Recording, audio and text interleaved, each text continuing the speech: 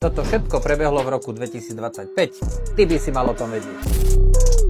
Ransomwareový útok zasiahol úrok geodézie, kartografie a katastra Slovenskej republiky. Incident otvoril veľkú diskusiu o kyberbezpečnosti štátnych systémov a zálohovaní dát.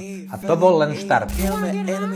Hackeri napadli web ministerstva dopravy. V TVJoj sa objavil prvý AI avatar v živom vysielaní.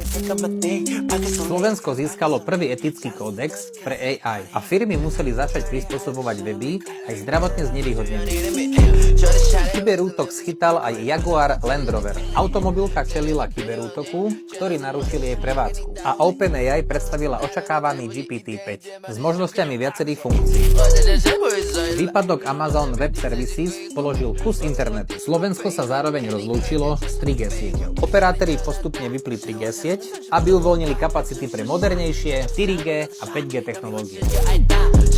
Cloudflare, ktorá zabezpečuje ochranu a distribúciu webov, zaznamenala globálny výpadok. Výsledkom boli nedostupné stránky nielen na Slovensku, ale aj po celom svete. Tak čo, zasiahol ťa jeden z milníkov? Čo bolo najviac prekvapujúce? Ukáž svoj názor v komentároch.